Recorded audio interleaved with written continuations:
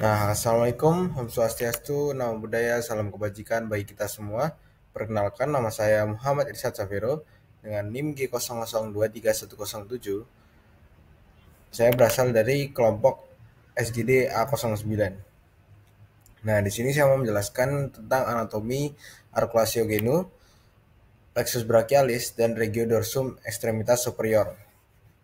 Nah, yang pertama itu pada arculatio genu itu ada dua osa yang penyusunnya, yaitu pertama os femur dan os tibia.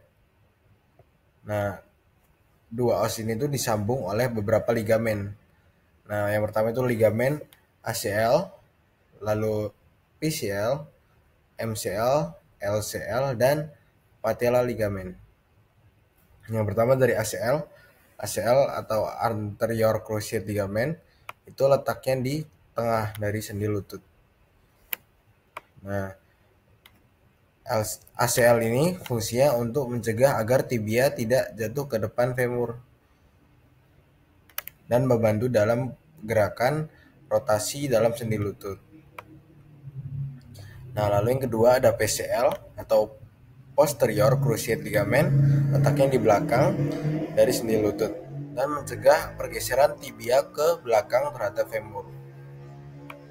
Lalu ada LCL dan MCL.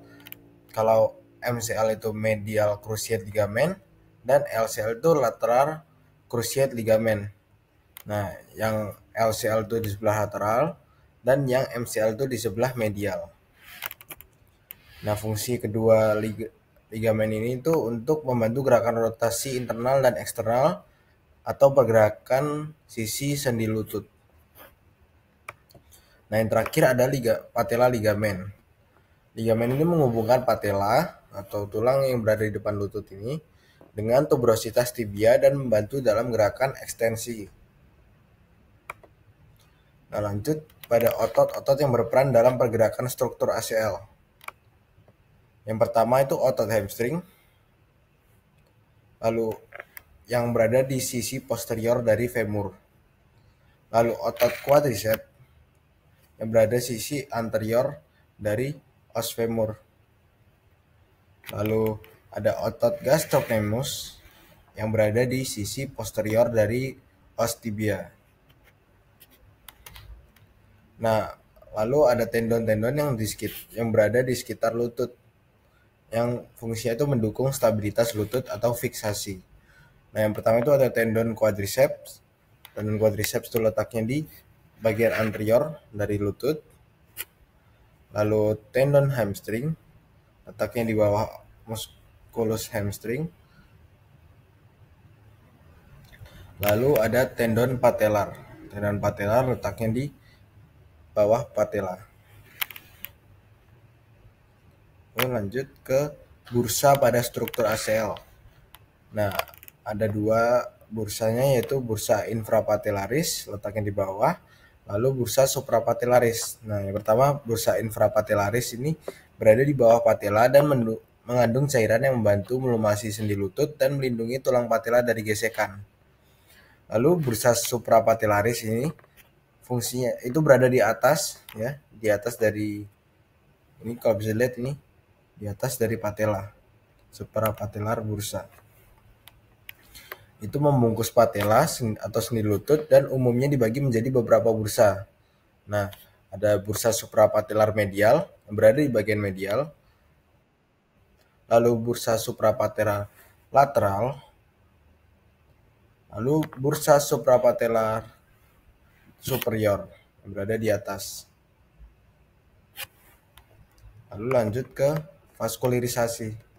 Yang pertama melalui arteri popliteal, itu memasok darah kaya oksigen ke otot di patella. Nah, arteri popliteal ini itu arteri utama di bawah lutut yang tadi memasok darah kaya oksigen ke otot-otot. Biasanya cedera ACL itu memengaruhi arteri popliteal dengan mempengaruhi aliran darah dan tekanan darah. Nah, itu dapat menyebabkan kerusuhan pada arteri ini. Lalu yang kedua ada arteri fibular. Arteri itu kecil tapi membantu masuk darah ke bagian bawah kaki.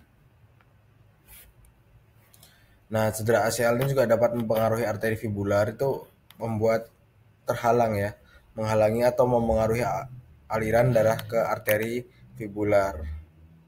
Nah, lalu yang ketiga ada arteri tibialis posterior. Dari namanya sudah terlihat itu di bagian posterior dari tibial. Nah, arteri tibialis posterior ini arteri kecil juga yang membantu masuk darah ke bagian belakang kaki. Lalu lanjut ke vena. Vena popliteal yang pertama, vena utama untuk mengembalikan darah ke jantung dari kaki. Vena popliteal itu letaknya di popliteal atau belakang dari lutut. Nah, lalu vena fibular itu vena kecil yang mengembalikan darah ke jantung dari kaki. Nah, kalau untuk tambahan aja tadi itu arteri popliteal itu bercabang ke jadi arteri fibular dan arteri tibialis ya. Lalu lanjut ke plexus brachialis. Nah, kita udah sampai ke materi baru, itu plexus brachialis. Plexus brachialis ini pangkal dari serabut-serabut saraf yang berasal dari medula spinalis yang mempersarafi ekstremitas superior. Nah, plexus brachialis ini berasal dari ramus anterior radix saraf C5 sampai T1. Plexus brachialis itu sebuah jaringan saraf dari tulang belakang yang berasal dari belakang leher meluas ke aksila atau ketek. Fungsinya itu persarafan sensoris kulit ke struktur dalam seperti sendi, persarafan motoris ke otot-otot, kemudian mempengaruhi garis tengah pembuluh darah melalui saraf vasomotor simpatis dan sekremotor parasimpatis yang mempersarafi kelenjar keringat. Nah, plexus brachialis ini dibentuk oleh penyatuan dari kelima bagian saraf, yaitu dimulai dari rami ventral, dari nervus spinal. Ramus tersebut akan bercabang membentuk 3 trunkus, yaitu trunkus superior pada C5 dan C6, lalu trunkus inferior pada C7, dan trunkus medialis pada C8 dan T1. Nah, lalu plexus brachialis ini dibentuk dari nervus spinalis atau akar spinalis, yaitu penggabungan dari akar ventralis dan dorsalis. Ketika mereka melewati foramen spinalis, ganglion akar dorsalis itu mengandung badan sel dari saraf sensorik, sedangkan badan sel dari ventralis itu di dalam medula spinalis. Nah, kita lanjut ke plexus brachialis, ini gambarnya ya, plexus brachialis. Nah, plexus brachialis ini bertanggung jawab atas inervasi otot dan kulit lengan atas dan sebagian dari lengan bawah. Proses pembentukannya itu melibatkan serangkaian struktur yang berurutan. Yang pertama dari ramus, lalu lanjut ke trunkus, ke divisi, korda, dan akhirnya ke cabang saraf atau nervus. Nah, nervus yang keluar dari plexus brachialis itu ada bagian-bagiannya. Dari medial ke lateral adalah radikes, trunki, divisi, dan fasciculi. Fasciculi itu yang paling lateral. Nah, semua nervus utama yang bersarafi ekstremitas superior ini berasal dari plexus brachialis, kebanyakan dari fascikulinya. Lalu lanjut ke fascikulinya, ada tiga fascikuli plexus brachialis yang berasal dari divisi-divisi terkait dan arteri aksilaris bagian kedua. Nah, yang pertama ada fasciculus lateralis. Nah, itu berada di sisi lateral atau hasil dari penggabungan divisi anterior trunki superior dari medius sehingga memiliki kontribusi dari C5 sampai C7. Nah, terletak di lateral dari arteria aksilaris bagian kedua. Yang kedua ada fasciculus medialis yang berada di bagian medial dari arteria axillaris bagian kedua dan merupakan kelanjutan dari divisi anterior trunkus inferior. Nah, fasciculus medius ini mendapat kontribusi dari C8 dan T1. Nah, fasciculus posterior itu berada di bagian posterior. Di lateralis di bagian lateral, medial di bagian medial, lalu posterior di bagian posterior. Dari arteria axillaris ya. Perlu diingat arteria axillaris bagian kedua dan berasal dari gabungan 3 divisi posterior. Yang pertama, fasciculus ini posterior ini mendapat kontribusi dari semua radix plexus brachialis. Itu mulai dari atas C5 sampai ke T1. Nah, nervi perifer utama ekstremitas superior kebanyakan itu dari fasciculus plexus brachialis. Umumnya nervi yang terkait dengan kompartemen anterior ekstremitas superior muncul dari fasciculi medialis dan lateralis, dan juga nervi yang terkait dengan kompartemen posterior itu berasal dari fasciculus posterior. Nah, lanjut ke cabang-cabang fasciculus lateralis. Yang pertama itu ada nervus pectoralis lateralis, itu cabang paling proksimal dari fasciculus lateralis. Nah, nervus ini tuh lewat di anterior bersama dengan arteria thoraco-cranialis untuk menembus fascia clavi pectorale yang membentang pada celah di antara musculus subclavius dan musculus pectoralis minor. Nah, ini mempersarafi musculus pectoralis mayor. Lalu lanjut kedua ada nervus musculocutaneus. Nah, itu ada cabang terminal besar fasciculus lateralis yang dimana nervus ini tuh lewat ke lateral untuk menembus musculus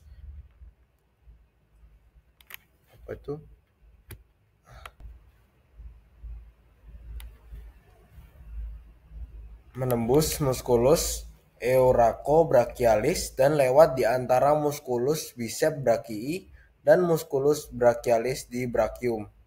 Nah, itu mempersarafi 3 musculus di kompartemen anterior brachium dan mempersarafi 3 musculus. Nah, berakhir sebagai nervus eutaneus antebrachii lateralis. Yang terakhir ada radix lateralis nervus medianus, itu adalah cabang terminal terbesar fasciculus lateralis dan lewat ke medial untuk bergabung dengan cabang yang serupa dari fasciculus medialis untuk membentuk nervus medianus. Nah, ini bisa dilihat lebih jelas. Nervus pectoralis itu cabang paling proksimal. Lalu nervus cutaneus brachii medialis itu melintasi regio axillaris dan masuk ke brachium. Selanjutnya nervus ini menembus fascia profundus dan menyuplai kulit sisi medial sepertiga distal brachium di regio axillaris. Nervus ini berhubungan dengan nervus intercosta brachialis T2 yang menyambung ke cos T2 ini. Lalu nervus cutaneus brachii medialis itu mempersarafi bagian atas permukaan medial brachium dan dasar regio axillaris. Lalu yang ketiga, nervus cutaneus antebrachii medialis berawal dari distal pangkal nervus cutaneus brachii medialis. Itu nervus itu keluar lewat regio axillaris terus masuk ke brachium serta memberikan cabang untuk kulit di atas musculus bicep brachii dan kemudian berlanjut menuruni brachium untuk menembus fascia profundus bersama vena basilica. Nah, nervus itu mempersarafi kulit permukaan medial antebrachium. Lalu, nervus ulnaris adalah cabang terminal terbesar fasciculus medialus. Namun, dekat tempat keluar, nervus itu sering menerima ramus communicans dari radix lateralis nervus medianus yang asalnya dari fasciculus lateralis dan membawa serat-serat dari C7. Nah, nervus ulnaris ini melintasi brachium dan antebrachium sampai manus untuk mempersarafi semua musculus intrinsik manus kecuali 3 musculus tenar dan 2 musculus lumbricales yang lateral. Saat melewati antebrachium, cabang-cabang ini mempersarafi musculus flexor carpi ulnaris dan bagian separuh medial musculus flexor digitorum profundus. Nah, nervus ulnaris itu fungsinya mempersarafi kulit bagian palmar digitus minimus, lalu bagian separuh medial digitus annularis dan palmaris yang terkait dan karpus dan kulit permukaan dorsal bagian medial manus. Lalu yang terakhir ada nervus medianus yang dibentuk di anterior dari arteria aksilaris bagian ketiga oleh gabungan radikes lateralis dan medialis yang berasal dari fasciculus lateralis dan medialis plexus brachialis. Nah, nervus ini itu masuk ke brachium di anterior dari arteria brachialis. Nah, fungsinya itu mempersarafi sebagian besar muskulus di bagian kompartemen anterior antebrachium kecuali muskulus flexor carpi ulnaris dan bagian separuh medial muskulus flexor digitorum profundus yang dipersarafi oleh itu tadi.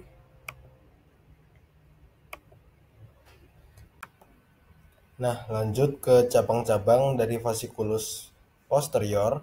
Yang pertama, cabang-cabang fasciculus posterior itu terdiri dari 5 nervus yang berasal dari fasciculus posterior plexus brachialis.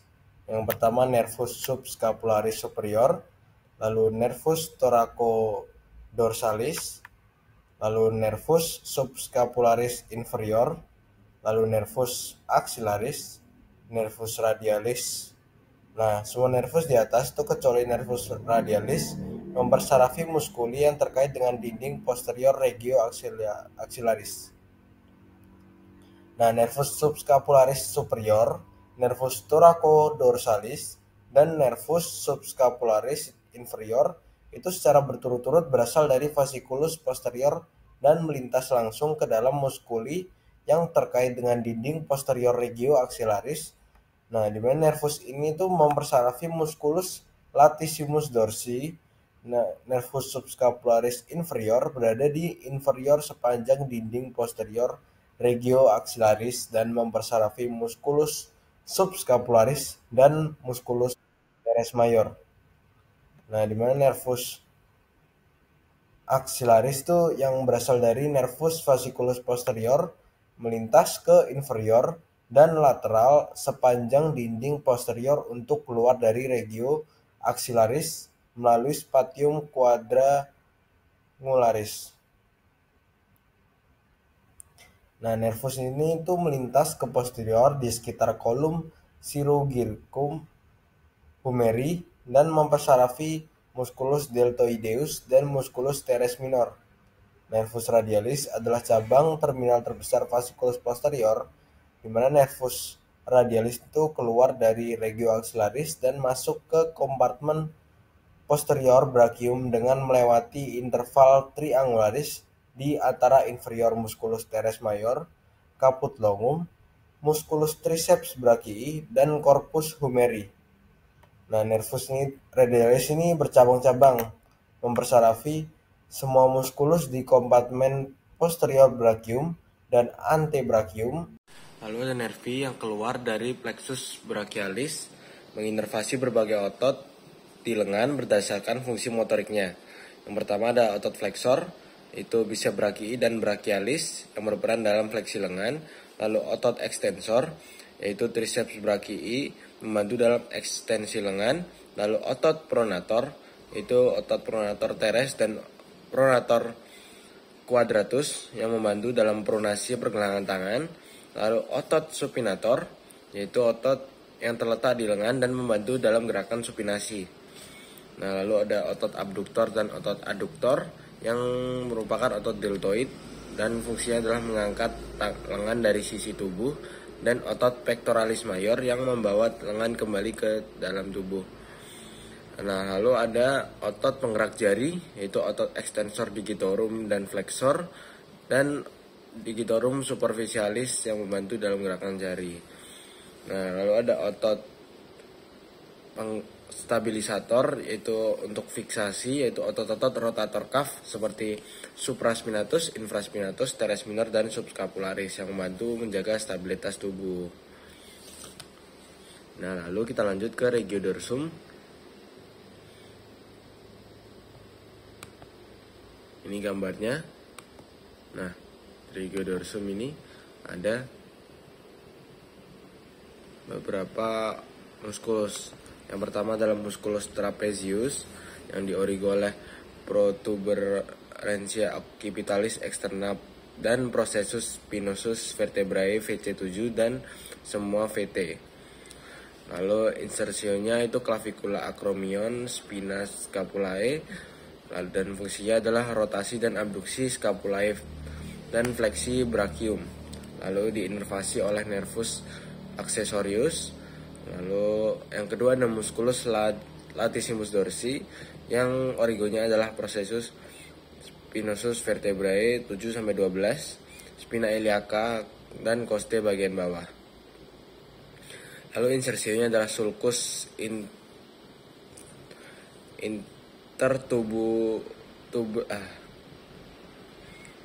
Lalu ada musculus latissimus dorsi yang origonya adalah processus spinosus T7-12, lalu spina iliaca dan coste bagian bawah. Lalu insersinya ada sulcus intertubercularis humeri dan fungsinya adalah ekstensi dan aduksi dari enderotasi brachium. Nah, inervasinya itu nervus thoracica. Nah, lalu yang ketiga ada musculus rhamboideus major yang di origo oleh processus spinosus T2-5 dan insersinya ada margo medialis scapulae yang fungsinya mengangkat dan aduksi scapulae. Nah, inervasinya adalah nervus dorsalis scapulae. Lalu ada musculus rhamboideus minor yang di origo oleh processus spinosus vertebrae C7 dan T1 yang insersinya adalah margo medialis scapulae. Nah, fungsinya adalah mengangkat dan aduksi scapula juga. Nah, nervusnya juga sama, yaitu nervus dorsalis scapulae. Lalu yang terakhir ada musculus levator scapulae yang di origo oleh processus transversus C1-4. Lalu insersinya margo medialis scapulae. Nah, dan fungsinya adalah mengangkat bagian medial dan menarik bahu ke belakang. Nervusnya nervus dorsalis scapulae. Lalu ada klinis yaitu winged scapula. Nah, ini adalah lesi atau cedera pada nervus thoracalis longus.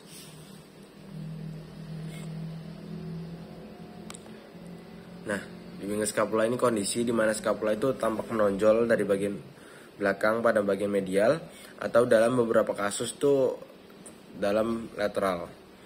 Nah, sehingga sesuai namanya itu bentuknya seperti bersayap. Posisi scapula yang tidak normal ini bisa membuat terbatasnya aktivitas fungsional pada ekstremitas atas. Nah, rentang gerak yang paling sering terkena adalah abduksi dan fleksi ekstremitas atas. Jadi kesusahan untuk abduksi dan fleksi ekstremitas atas. Nah, winged scapula ini umumnya disebabkan oleh kerusakan atau gangguan saraf pada musculus serratus anterior, nah, yang dipersarafi oleh nervus thoracalis longus. Saraf ini tuh bisa rusak kalau terbentur sehingga menyebabkan musculus serratus anterior ini tidak dapat berfungsi. Nah, disfungsi ini tuh mengakibatkan batas medial scapula itu tampak seperti bersayap, rusak. Nah, karena musculus serratus itu menempel pada aspek medial scapula dan menahannya pada tulang rusuk posterior. Sebagian besar kasus kelumpuhan ini itu bisa sembuh sendirinya dalam waktu 24 bulan. Walaupun jarang, itu ada juga winged scapula yang disebabkan itu karena kerusakan atau kelumpuhan pada musculus trapezius atau rhomboid yang menyebabkan scapula itu melebar ke bagian lateral. Nah, makanya tadi kadang-kadang ada yang di bagian lateral, kadang-kadang ada yang di bagian medial. Kalau yang lateral itu karena musculus trapezius atau musculus rhomboid. Nah, sekian dari saya. Terima kasih sudah menonton dan terima kasih. Bye-bye.